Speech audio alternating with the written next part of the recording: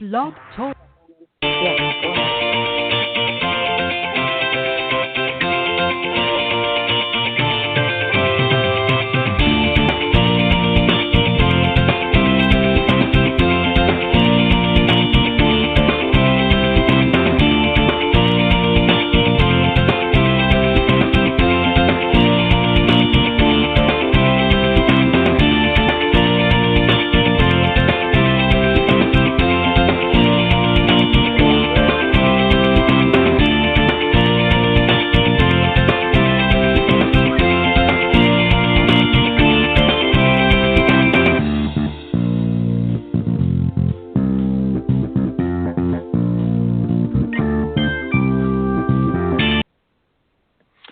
Good morning, everybody, and welcome to the Women of Golf Show. I'm Ted Odorico, and right alongside, of course, each and every week is my good friend and co-host of the program, LPGA professional and Legends Tour player, Cindy Miller. Good morning, Cindy. Good morning, Ted. How are you doing this morning? I'm doing great. I'm sitting in beautiful Orlando, Florida. And we're going to talk about that here in just a second, what you're doing in Orlando. Normally you're up in Buffalo, but you're down here in the sunny south, and we're going to talk about that here in just a second. But let me just remind everybody that we are live Tuesday mornings from 9 to 10 a.m. Eastern Time. For those of you that are tuning into the show, we are live, of course.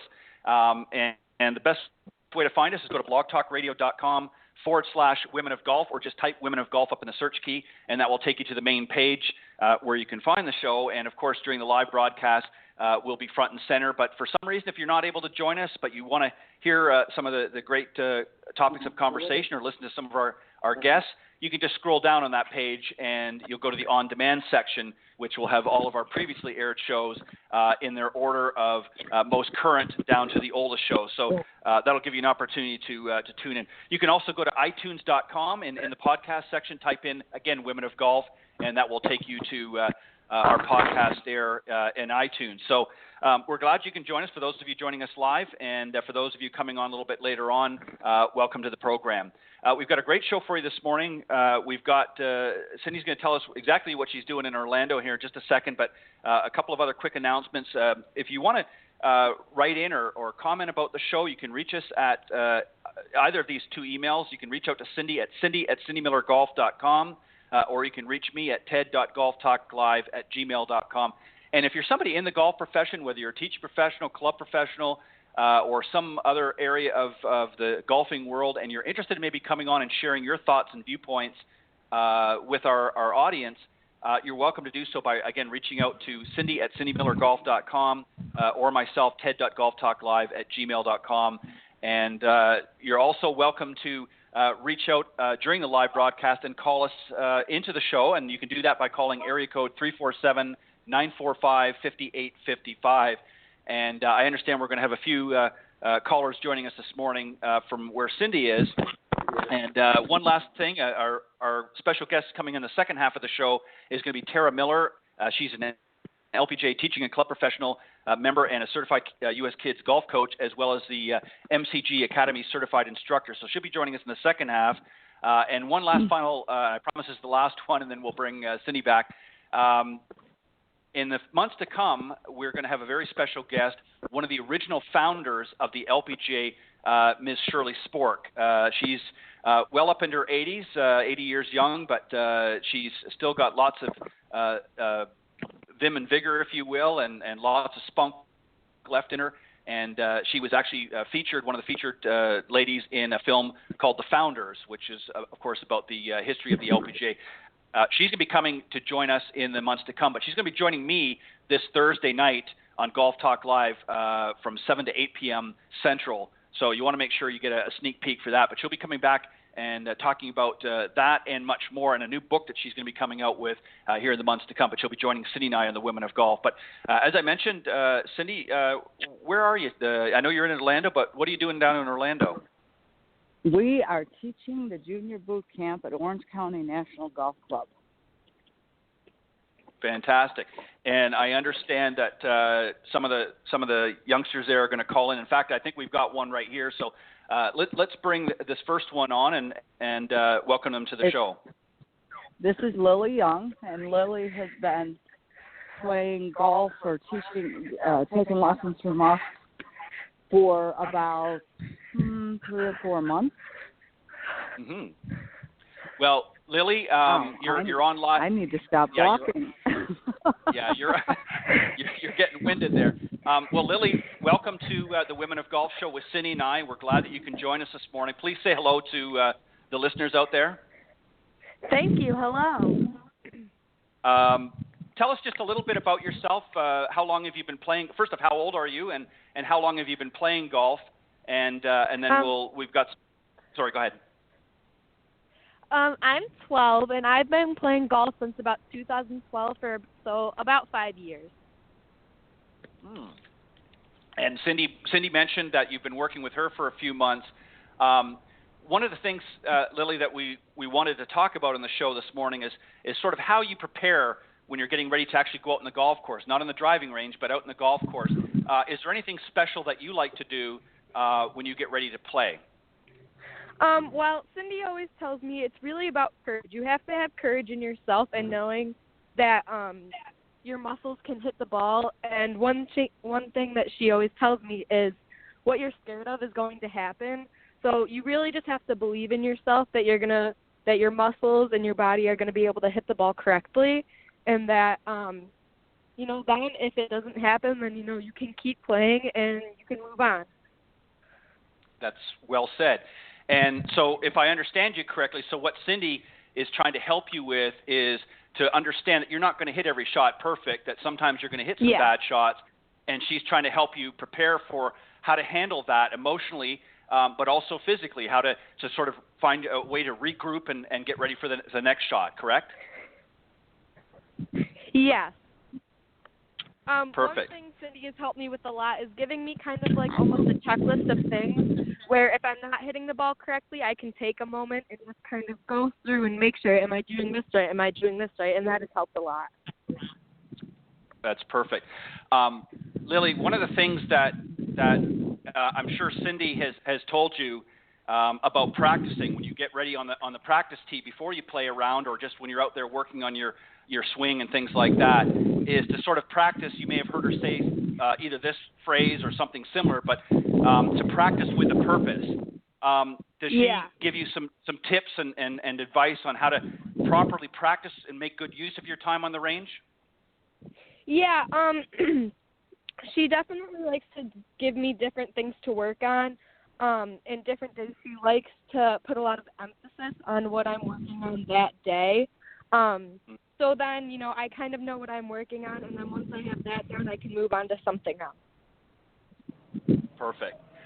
What does Cindy tell you to do in a case, just to kind of go back what we talked about a second ago, as we mentioned, obviously sometimes you're not going to always hit the perfect shot, and sometimes you hit a bad shot.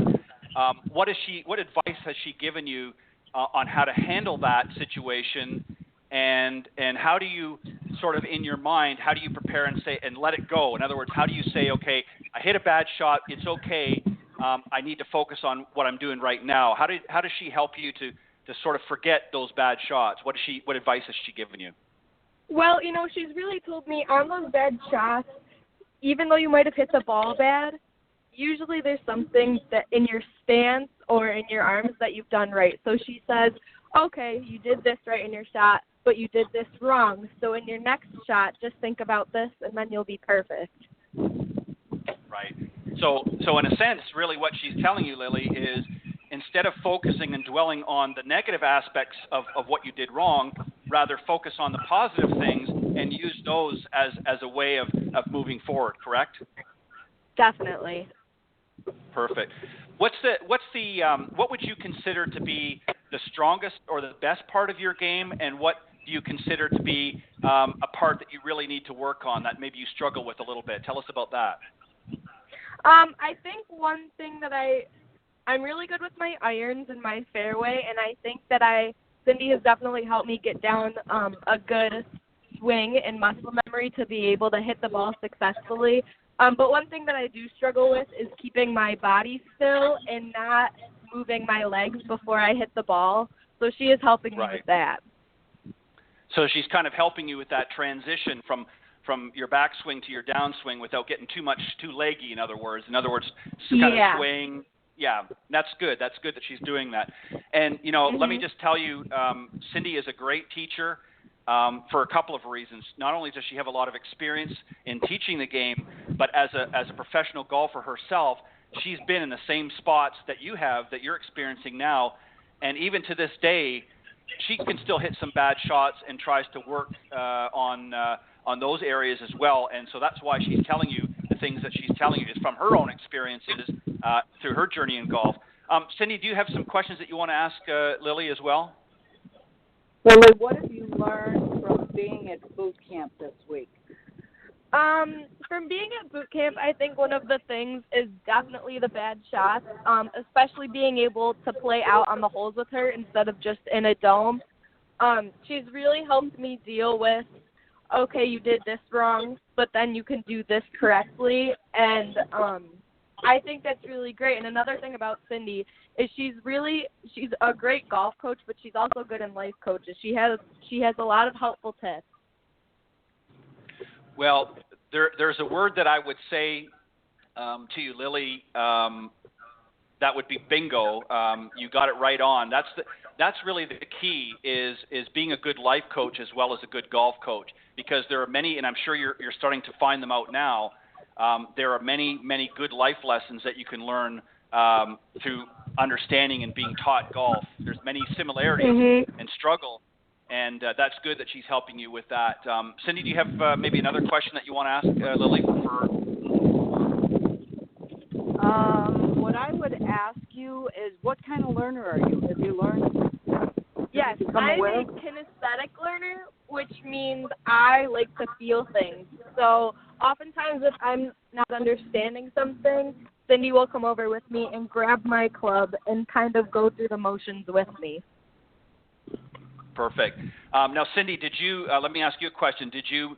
And I'm assuming the answer would be yes. Did you put Lily through the assessment process?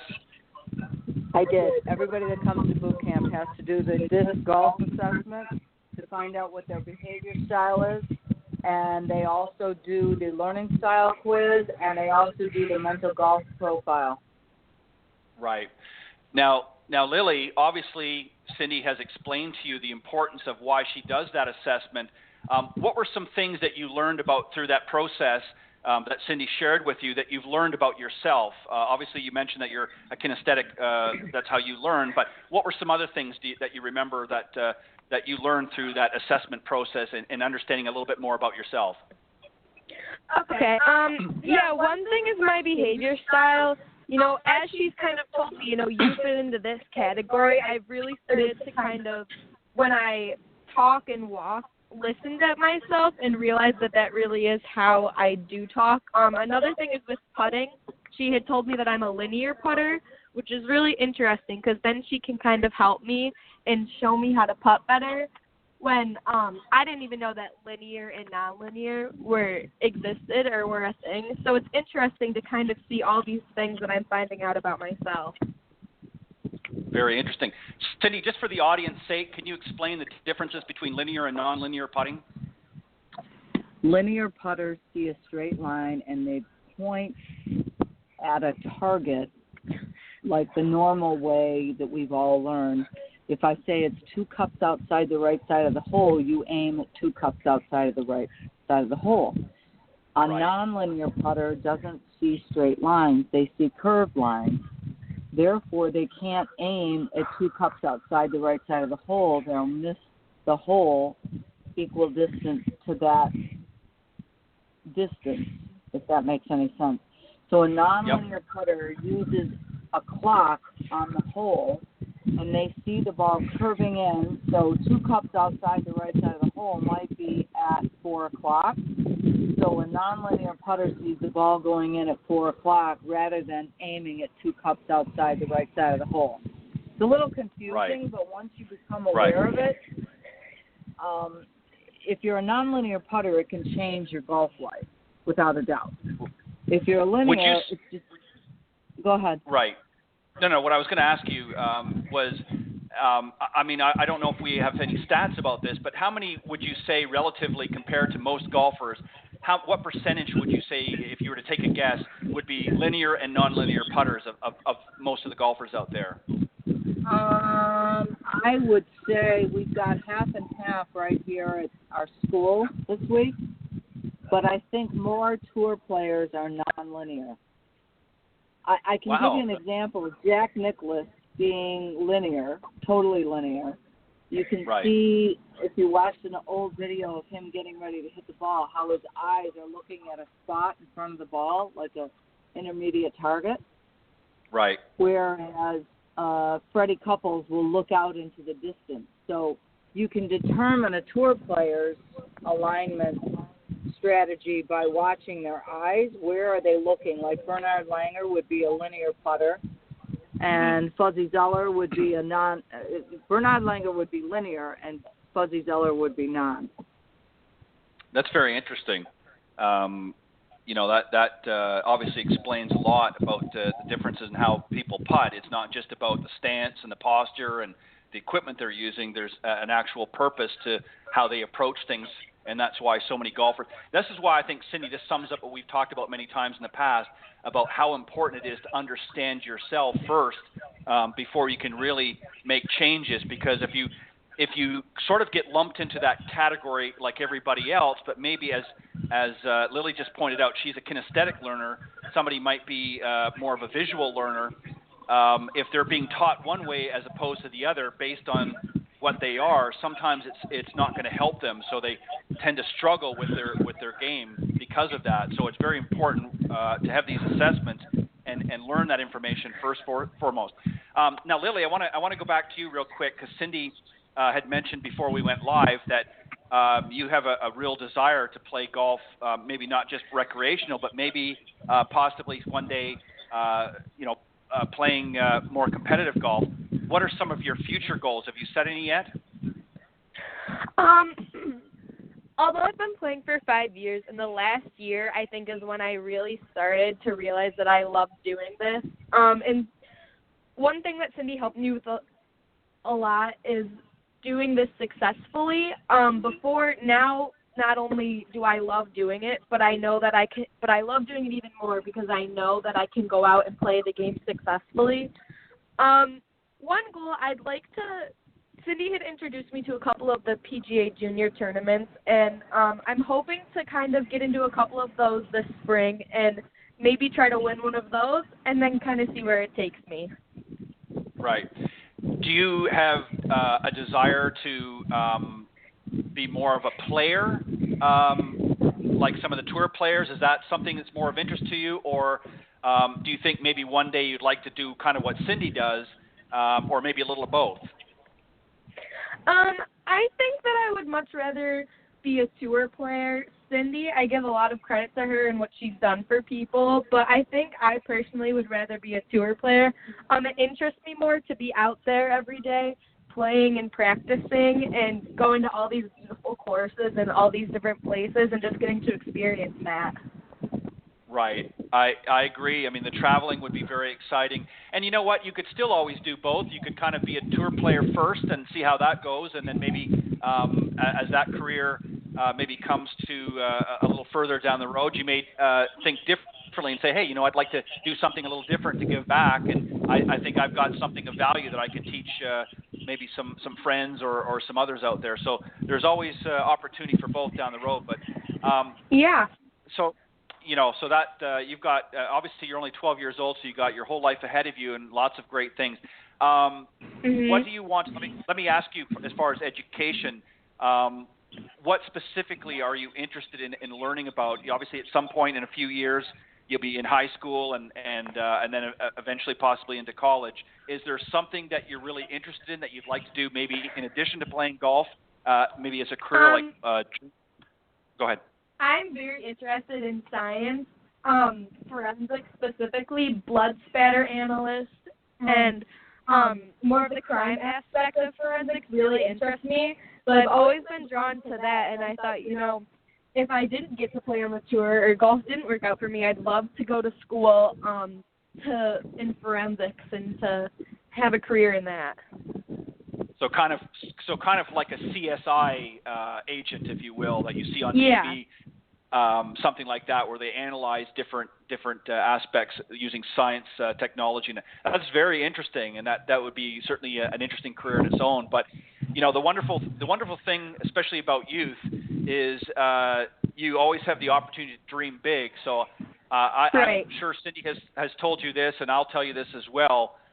Dream big. Never let anybody tell you that you can't do anything. And even if you don't ultimately necessarily succeed in everything that you dream about, at least you've given it a good try and you've given your very best. And you can always be proud of that, right? Right. Let me just ask you a final question with respect to what you have to look forward to. Now, you're there for a few days, I believe, correct, at the boot camp? Yes, I am. I flew in on Saturday, and I'm going to be here. And today is our last day playing. Oh, okay. So what do you think, what's the number one thing that you're going to take away from this experience? What that Cindy has taught you or that you've experienced through this boot camp? What do you think is the number one thing that you're going to take away from this experience? I think walking away that I will really focus on, after I hit that bad shot, that I can keep moving forward, and the next shot will be better, and if not, I can keep on working at it, and I think that'll help me a lot to not get frustrated and just to keep moving forward.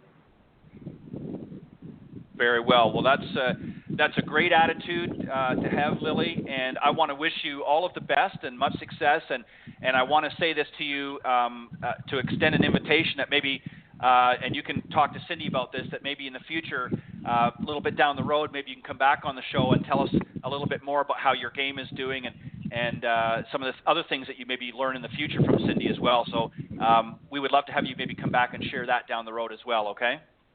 Yeah, I would love to. Okay. Well, listen, I'm going to let you go back because I'm sure Cindy's got some things for you to do right now, and Cindy and I are going to carry on our conversation here. So, Lily, I want to thank you very much for joining us and talking with us and letting our audience get your perspective on how you approach golf and some of the things that Cindy has been helping you with. So I want to thank you very much, and so I'm going to let you go now, and good luck, and hopefully we'll talk to you soon, okay? Okay, thank you. You're very welcome. All right, bye-bye. Bye-bye. All right. Well, that was Lily Young, a student of Cindy's, and Cindy, what a great! You're exactly right. You're spot on. Very, very bubbly, full of energy, and just a great young lady, and very excited about her future. Isn't she cool for 12 years old? Yeah. Oh, yeah. Listen, it's kind of funny because it brings back, really, to be honest, memories of when I was a youngster, and as you get older, obviously, you start to your thought patterns change a little bit as you have more experiences. Some good, some not so good, obviously. But that's the beauty of youth, is you've got so much energy and so much desire and passion about things that you'd like to do. And I just think that as parents, you have to be able to encourage them whenever possible, so that they don't lose that passion. And I think that they'll end up ultimately more successful as they develop in their later years. Do we have another one that can join us quick or no? You know what? They're all hitting balls. Alan's watching them all hit balls, so we're going to leave to work. Yeah, we'll leave them be. Well, we've only got a few more minutes anyway, so I want to just continue on very quickly, Cindy. Lily was great to answer some of the questions that I really had this morning put together for us for preparation of a round, but let me just ask you maybe a quick question or two, and then we'll hopefully by then Tarah will be ready. How did you avoid sort of letting those inner demons creep in during a tough round? When you had a tough round yourself out there, you've mentioned many times that sometimes that inner Cindy would kind of come in there and wreak havoc. What did you try to do to reinforce some positive thought and not let that take root? You know what? Sometimes it's pretty hard, but you really need to sometimes surrender. And I've heard it said a lot of different times, is you got to play with the one that showed up. So if you start fading everything and you normally draw it, you almost have to surrender and just give in, because trying to find your golf swing out there while you're playing is not a good thing to do, nor is it very easy to do. So it's kind of a pain.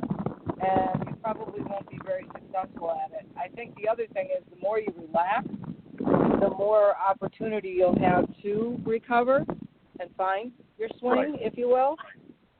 If you panic, you only get tight, and tension kills all golf swings. I can tell you that much. Right. And you're exactly right. What about yourself before playing around? What are some physical things that you do before? Obviously, I know you get out there and hit some balls to kind of find out what's happening, but is there anything else? What about stretching or anything else that you do physically before in preparation before you go out and play around? Definitely stretch. And I try to close my eyes and visualize my swing and feel really good swings, and then I hit some balls, and then I go putt. And then my whole mantra to myself is to trust your swing. It's so important to trust what you're doing. Right, exactly. What about things like injuries?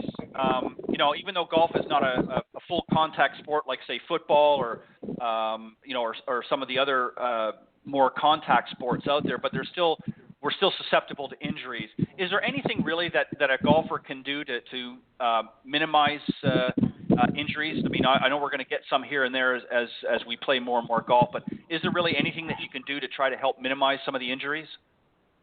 I think stretching is huge, and I think making sure you're swinging correctly.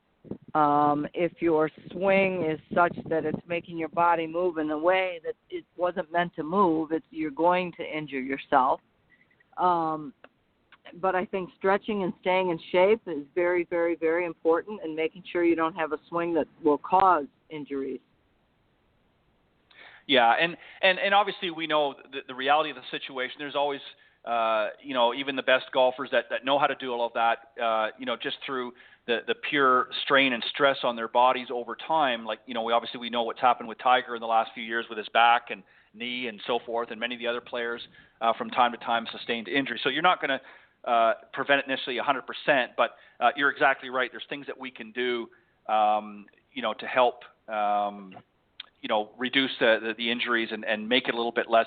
One of the things, Cindy, that we're going to do as well is I have a gentleman that's been on the other show, just to kind of go back to what we were talking about, the emotional side of things. His name is Tim Kramer, and he's been on the show before, and he's a mind, body, and sort of a spiritual golf professional, if you will, and teaches a lot of folks, not just amateurs, but also at the professional level as well. And we're going to get him on the show as well and have some great discussion about from the emotional side, because he's a real expert in it and has worked with a lot of great players over the years. So we're going to get him on as well.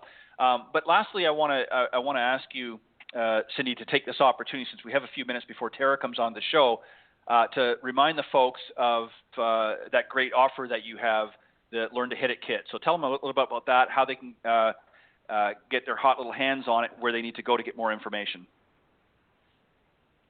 Yes, the Learn to Hit It kit, if you go to learntohitit.com, you can purchase the kit. It includes a portable mat, foam golf balls, my Golf 101 book, and a 10-module online course to teach you to hit it clean, airborne, and straight on purpose.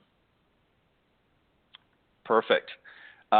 So remember that, folks, if you want to learn how to play a little bit better, and maybe you've got some time restrictions, you can't always get out to the golf course, with this Learn to Hit It kit that Cindy is offering, you can do a lot of this stuff at home when it's convenient for you. So there's no excuse for not getting better at your golf game, or spending time, even just a few minutes a day at your home. She provides you with all the tools, both visually and physically, that you can do some things to work on your game. So there's no excuse for not improving your game. Cindy has a great product available, that Learn to Hit It kit. So we'll remind you of that at the end of the show as well. But I see that Tarah is joining us here. So let me just, Cindy, do a quick introduction, and then we'll bring Tarah on the show to join us for a discussion in the second half. As I mentioned this morning, folks, the special guest that's joining us today is Tarah Miller. She's an LPGA teaching and club professional member, certified and U.S. Kids Golf coach, and is the Academy certified instructor at MCG. She was born in State College, Pennsylvania, and raised in Columbia, Missouri, and Bloomberg, Pennsylvania. She's been a member of the MCG Golf Academy for over 3 years, and some of her hobbies outside of golf include reading, baking, and Pilates. So she's obviously understands the importance of staying in shape. Most importantly, loves spending time with her son, AJ, who was born February of 2013. And she learned at a very young age, like many of us have, from her father. She's played Division I golf at St. Francis University and Wake Forest University, and she believes that all golfers can improve their games and reach their full potential if given the right tools to succeed. So without further hesitation, let's bring on our very special guest this morning, Tarah Miller. Good morning, Tarah. Good morning. How are you all? We're doing great. We're doing great, Tarah. Thank you for joining us. Oh, thank you for having me. Thank you for having not me. A problem. Absolutely. Let's start off with the obvious this morning, Tarah. Tell us a little bit about MCG Golf Academy, where it's based out of, and just a little bit about, you've been working there for about 3 years now. Where is it located, and what some of the things that go on at the academy? Sure. I realize I told you 3 years. I've actually been here for 5 years. But okay. So I'm the Assistant Director of Instruction. MCG Golf encompasses 9 golf courses around Montgomery County, Maryland, which is the county that borders Washington, D.C. on the northwest side. The 9 courses, all public courses, set up as a nonprofit run by the Montgomery County Revenue Authority. And so 5 years ago when I came on, we set up an academy. Mike Kenny, my PGA Director of Instruction, set up the academy. So we had kind of unified programs across the 9 golf courses. Falls Road Golf Course has the bulk of those lessons. We're in Potomac, Maryland. It's a couple miles from Congressional, TPC Avondale, some big name country clubs there. And we do a ton of junior programs. We've done the PGA Junior League in the past. We run a program now called the MCG Juniors. I'm the site director for the LPGA USGA Girls Golf. And Get Golf Ready. I mean, we have a lot of programs. We're trying to get new golfers learning, and then also our big thing now is keeping golfers engaged. Right. As the studies are showing that floods of people are joining golf, learning golf, but then it's how you keep them to stay and how you keep them to overcome the hurdles of continuing to play golf and getting out there and actually being on the course. And that raises a very interesting question. I had a discussion with a gentleman last night who's going to be coming on a future show, and he's come out with a product, and I won't get into it all now because it's a little bit lengthy, but that focuses more on time. One of the biggest complaints that I think a lot of consumers have is their time is very valuable, and it's not always easy to commit. So, and especially with juniors, you mentioned that you do a lot of work with juniors as well. So with today's competing, especially with social media for time, do you find it difficult to get the juniors to take an interest in golf? I mean, obviously you work with many of them, but is that an area that you find sometimes a bit of a struggle because they're so preoccupied with, being on social media or doing other things that it's hard for them to sort of structure their time a little bit and to give time for golf? Do you find that a challenge sometimes? I have my handful of juniors who are dedicated to golf. That is their main focus. But most of the juniors we see that come through our junior camps, and we have an incredibly large junior program, summer camps and after-school clinics, but most of our juniors, it's kind of just their once-a-week after-school activity. And so they come for a private lesson or they come for a clinic once a week, which is great, but then, baseball's on Monday, golf's on Tuesday, lacrosse is on Wednesday, or whatever it is. And they might do it for 3 months, and then their new sport starts, so the schedule they had in the spring for golf has to change, and then we don't see them again for the year. Or in the summertime, they come for their once-a-week golf clinic, their golf camp, and then we see them the next summer for that same once-a-week golf clinic or golf camp. And what's crazy to me about it is they love it. They have so much fun. The parents give us great feedback. But then why don't we see them for another year or another 6 months or whatever it is. My favorite thing in the world, and it like, I have a hard time not just giving them range balls because I'm so excited to see them, is when they come out to hit balls or to play golf. Because then you're like, oh, they're going to stick with this. And you know that they're excited to get better and want to get better. And that's also then a lot where the parents come in. I think kids tend not to play golf. They tend not to just say, you know what, I think golf sounds cool. Let's join golf.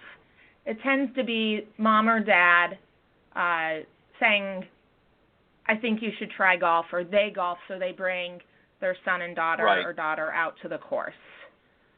So if we can get the parents engaged, more kids get engaged. But if you get the kids engaged and the kids really into it, then the parents like, I don't know anything about this. My kid's starting to beat me. I need to get better too.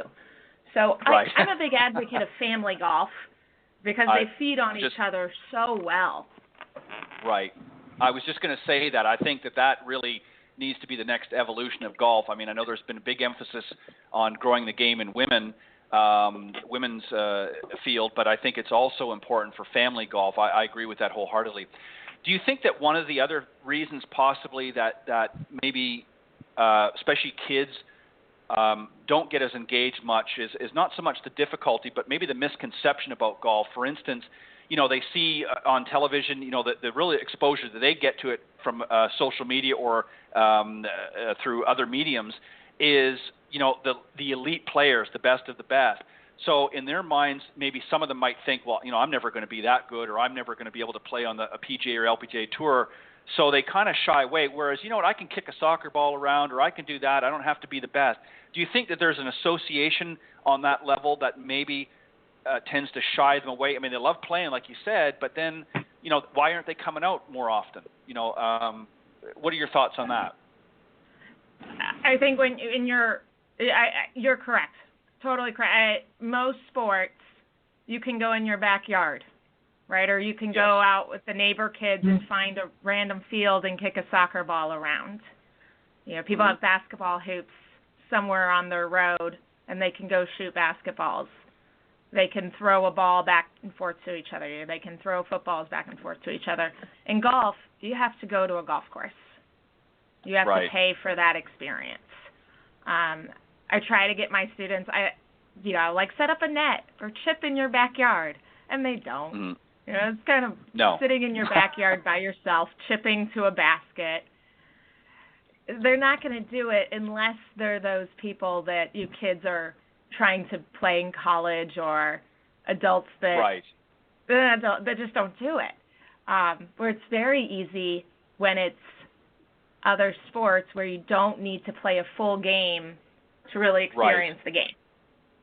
Yeah, you can make up a different game. You know, you don't have to play the actual, with a football or something. You could just play catch or whatever. So, and you know, multiple people can get involved, and it's very inexpensive. Cindy, I want you to obviously jump in here as well. Your thoughts on that, and I know you have some questions for Tarah as well.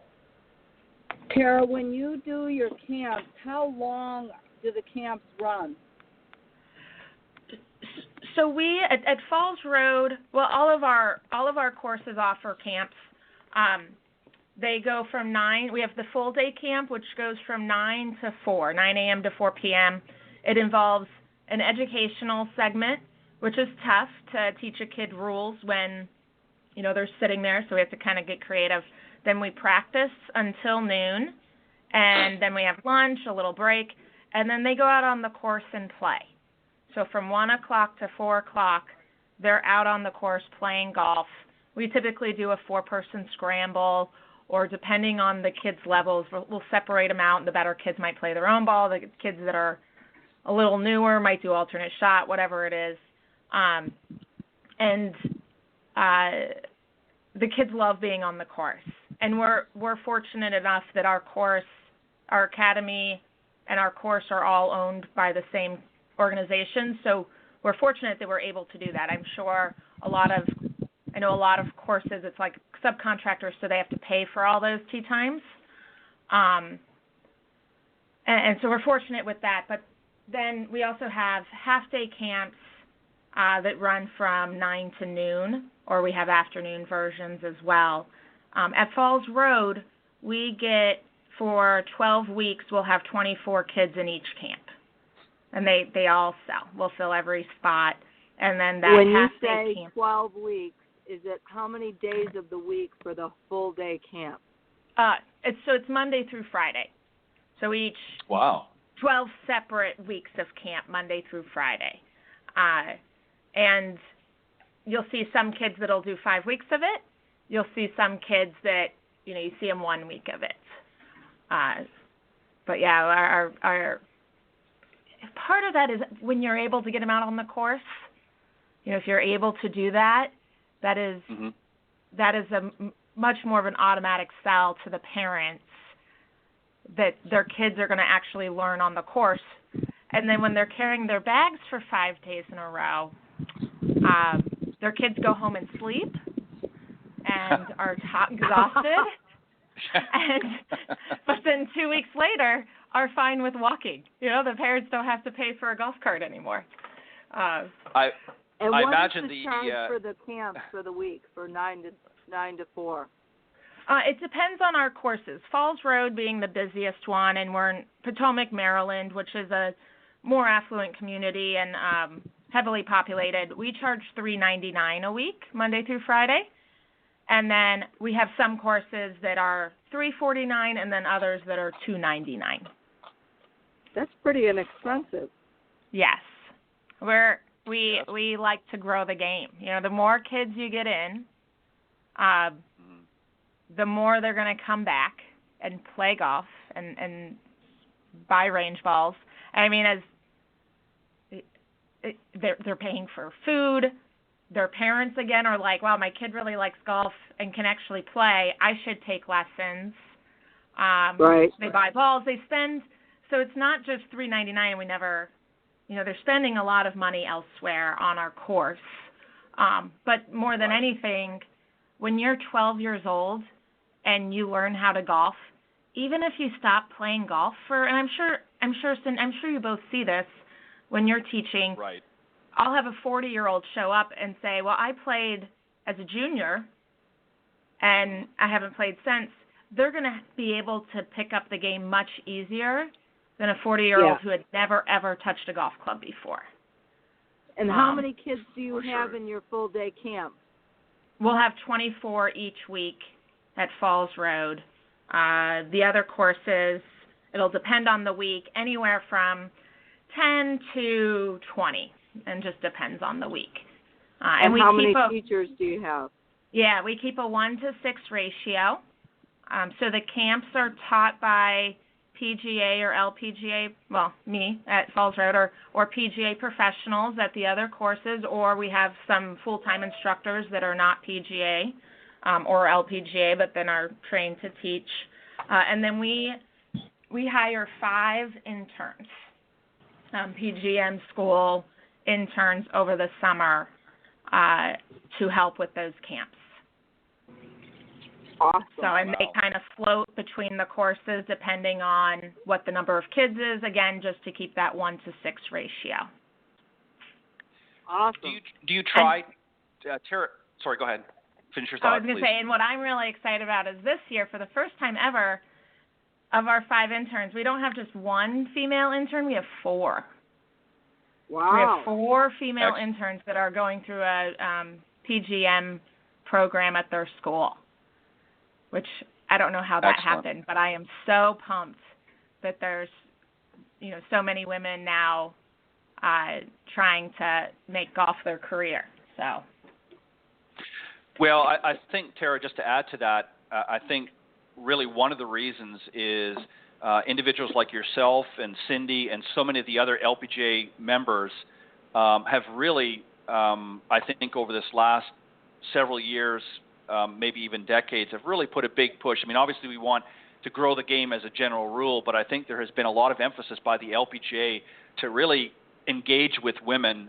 Cindy, would you agree? I mean, they've just done a fantastic job of really kind of aggressively going after the women's market and saying, hey, there's a place for you here as well, and try to break some of the traditional stigmas that have sort of been around it, of just, if you want to be an LPGA player, that's great, but other than that, there's nothing here for you. And I think now with new opportunities of teaching and other areas of golf, and just business golf as an example, has really opened up the door for the women's market. And as you just pointed out, Tara, that's very exciting. But Cindy, would you agree with that? I think absolutely. There's just been a great initiative over the years, and kudos to all of the LPGA teaching and club professionals and other professionals in the field that have done that. You guys have done a great job.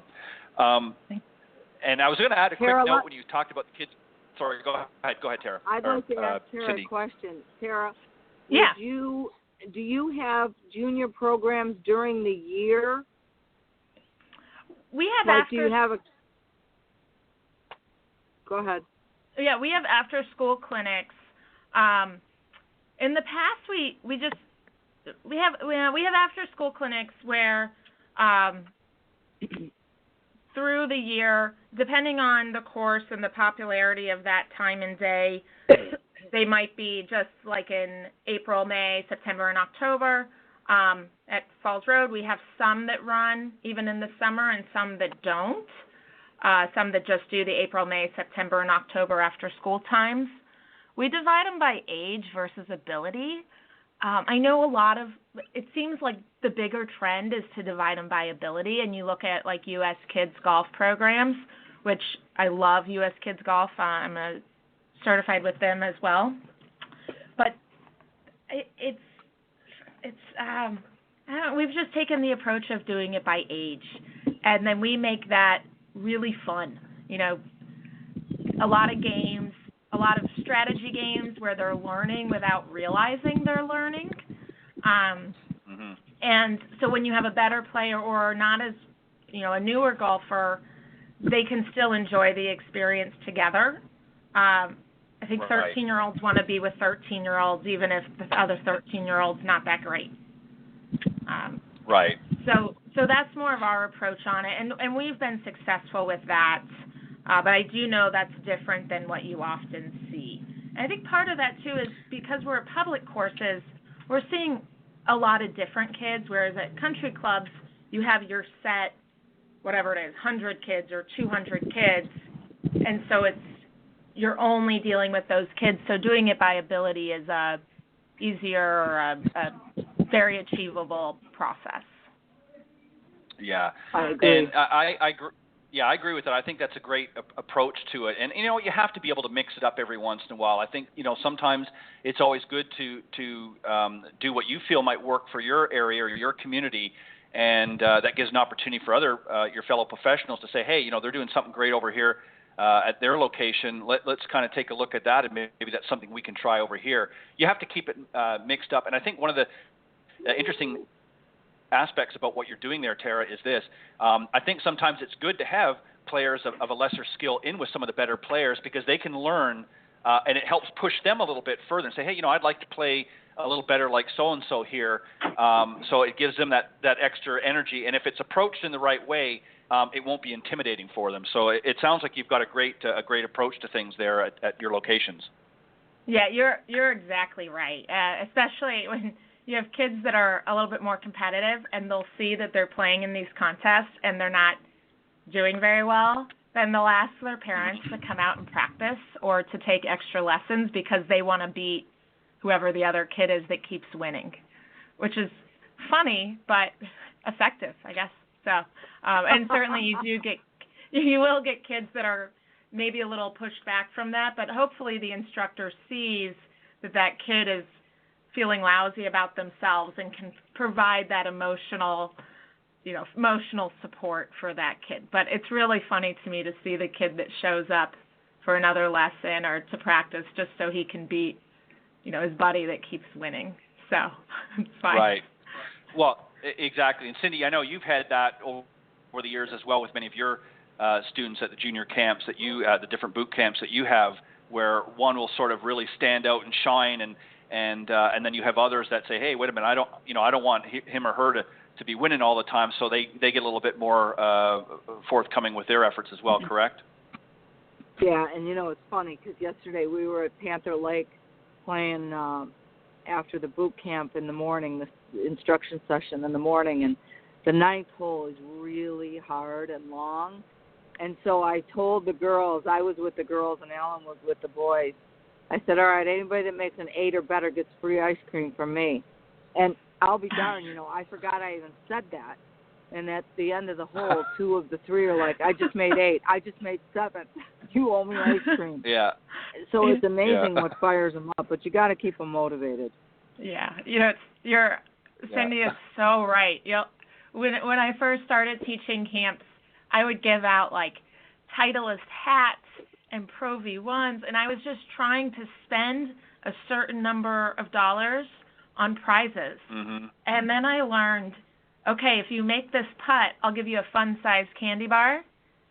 They would much rather a whole bunch of fun-size, Snickers bars than a hat. Absolutely. Me too. Oh, yeah. I was like, who knew I didn't have to spend? And I still, you'll have nice surprises too, but they're really motivated by candy and ice cream. Yeah. Oh, yeah. Well, what kid isn't? That's why you need to stock up at Halloween and get a little bit extra because you can always roll that into your junior camps as a prize. But no, you're exactly right. So what do you see as you look forward, Tarah, in the future of golf? What do you see now that you really like, and what would you like to see different as we move forward and in this ever sort of changing world? What would you like to see different in the golf world, and what do you see right now that you really, really like?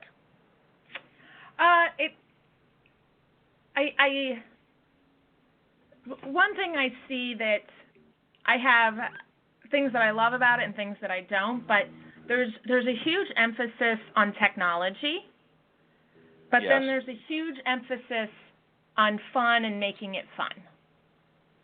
Mm-hmm. Okay, so you're trying to get young adults to play in a more fun setting.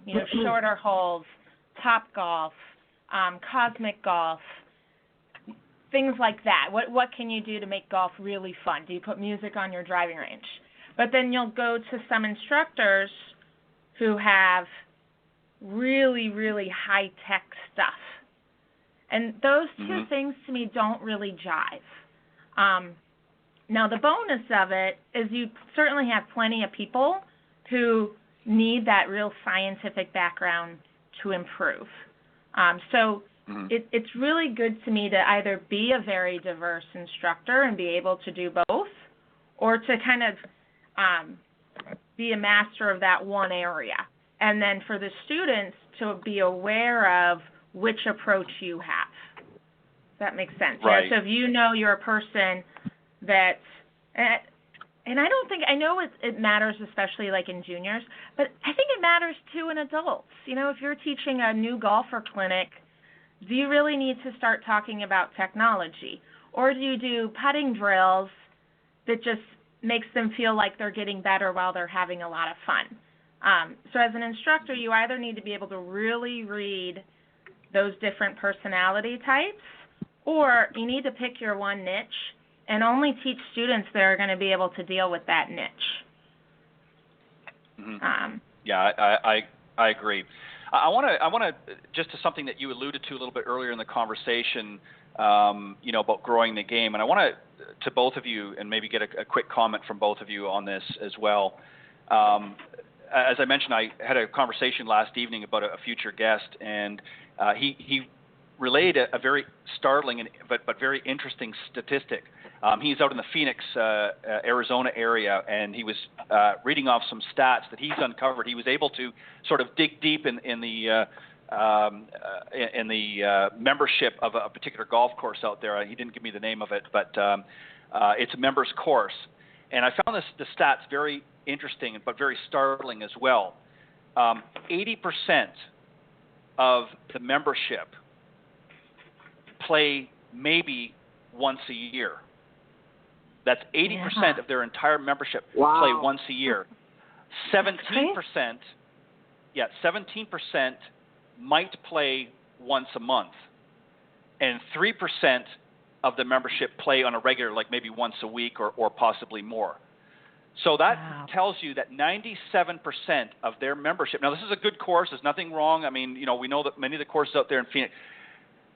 The reason why he mentioned this, and again, I won't get into all the specifics about what he does, but Cindy, we're going to have him on our show as well. But this is a lot more prevalent throughout the industry than people realize. And it goes to some of the things that we've talked about, Cindy, before on the show, and Tarah, that you've pointed out as well. We want to have fun, but and technology sometimes plays a role in that. I think sometimes too much emphasis is made on technology and not at the right times, and maybe has actually become a deterrent. But what do you think, Tarah? I'll let you go first as our guest, and then Cindy, I want you to chime in as well. What do you think of statistics like that? What does that say to you about an industry? Yeah, I mean, you have to figure out how to get those golfers who already have learned the game to continue playing. And what is that? It's to get brand new golfers engaged. They love the wine and nines, the going out and doing a little 40-yard tournament and more of those kind of fun little game approaches. But for the men and women who are playing once a month or even only once or twice a year, why? And why don't we just ask them? I sent out a couple of years ago, I have a initiative that I started, MCG Women, the women of MCG, there we go. And I sent out a survey to every woman that has played at our courses and who we at least knew was a woman. And I had 260 results and that surveyed back, and most of them were pretty similar. There was a huge intimidation factor for coming out and playing by their own. And this is women. I think that their reasons for not playing are different than men. And so, again, these are women that have played. So there's a huge intimidation factor. They don't have friends to play with. They're uncomfortable on the course. They're embarrassed if they play poorly. It's a lot of that is, though, more of how they feel about being on the course. Right. And I've got to think that men feel that way to some extent as well. They're busy. Sure they do. Have families. There's a lot of good reasons that you can't blame them for, but what can you do to help them with those? So, my dad wanted to play, when I was a kid, my dad wanted to play golf. He had grown up playing golf, wanted to get back into it. My mom said, that's fine, but you need to take the kids. And so when I was 4 years old, my sister was 9 and my brother was 13, we all started playing golf with Dad. I would just ride along in the cart or go to the swimming pool, whatever we did. But so why not just bring your family with you? If it's you have a family and bring them with you. You don't know anyone to play with, get your kids to play with you. So that to me is should help, and then it's how do you find a friend? I bet there's someone that you work with or that even if it's a mutual friend that feels the same way, and if the two of you can pair up, then there you go. At least that's one hurdle to go over. Right. Well said. Cindy, some maybe quick thoughts from your perspective as well on this. I'm sure you agree with a lot of what Tarah just said, but anything else you maybe would like to add about that? I do. I would ask the guy in, did you say Phoenix or Houston? The club? Phoenix, sorry. Phoenix. Okay. I would ask if those members are corporate members or if they're families. And I would want to know why they joined the club. Because if it's a corporate membership, there might be a reason they only play once a year. Right. And maybe those people travel, who knows. But I would want to know why they only play once a year, because I think that's ridiculous. Yeah, and I'm it's a sure survey, that there's programs. Right. And I don't want to. Let me just, for the audience listening out there, I want to be careful and not to say that this is a standard throughout the industry. But I don't know all the circumstances, but it's a very startling fact when you hear of a members club that has that high of a percentage of members that are not playing golf. And there could be a million reasons, as you both have pointed out, but it's definitely something that the course and facility itself should take a serious look at, because that's some pretty startling numbers. And if it is a trend in the industry, then that really goes to, Tarah, what you said about is really finding initiatives to get people engaged, whatever that may be. They need to be more aggressive in that. Just a quick note on something that you had mentioned, Tarah, about from the men's perspective. We obviously approach things a little bit differently. We certainly have many of the same feelings. I mean, obviously, as we get out in the golf course, sometimes we get a little bit nervous and uncomfortable. But I think for men, I think the difference is, as a younger male, you might be out there and you might be shooting in the 70s or even low 80s. But as you get a little bit older and maybe having difficulty breaking 100, I think the ego thing kind of comes in, and I think this is why some men kind of back away as they get older, because they lose that competitiveness, or they don't feel they can be competitive. So they figure, well, I don't want to go out. I'm shooting over 100, and I just don't feel comfortable playing anymore. So they kind of back away. So I think there's a little similarity between the men and the women, but I think it maybe from the male perspective, I think it's because they don't feel they can be as competitive or aren't as comfortable with their competitiveness at a later point in their life. So that could be part of the reason why you see some men kind of shy away as well. But just some thoughts, and and I appreciate you coming on this morning. Cindy and I want to take this opportunity. Unfortunately, we're out of time, and I know Cindy's got to get on finishing her boot camp today. But Tarah, I want to thank you very much for joining Cindy and I this morning on the Golf Show.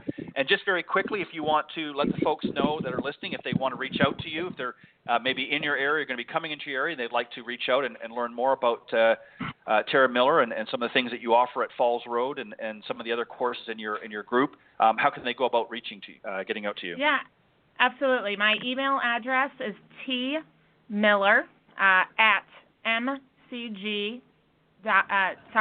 tmiller at mcggolf.com, 2 G's in there, or you can visit us at mcgacademy.com. Is our web address. Perfect. Yes, reach out to me if anyone has any questions or wants to chat. Well, perfect. Well, Tarah, thank you very much. Thank you. Thank you for having me. Yeah, not a problem, and enjoy the rest of your day and week, and we look forward to maybe you joining us again in the future. We would love to have you. I would love to be back. Thank you. All right, you have a great week. You too. Bye-bye. Bye-bye. All right, well, Cindy, I know you've got lots of work to do, so let me just quickly wrap it up. We ran a few minutes over, but wanted to give Tarah and please extend thanks from both of us to Lily for joining us this morning. That was very insightful and very interesting to hear a youngster's perspective to the game, and it sounds like you're doing some great work with her and the other kids there in your boot camp. So on behalf of Cindy Miller and I, we want to thank you very much for joining us this morning on the Women of Golf Show. We always appreciate our listeners and followers of the show. And just remember that you can join us in the conversation too anytime if you want at area code 347-945-5855. And you can reach out to Cindy and I at cindy@cindymillergolf.com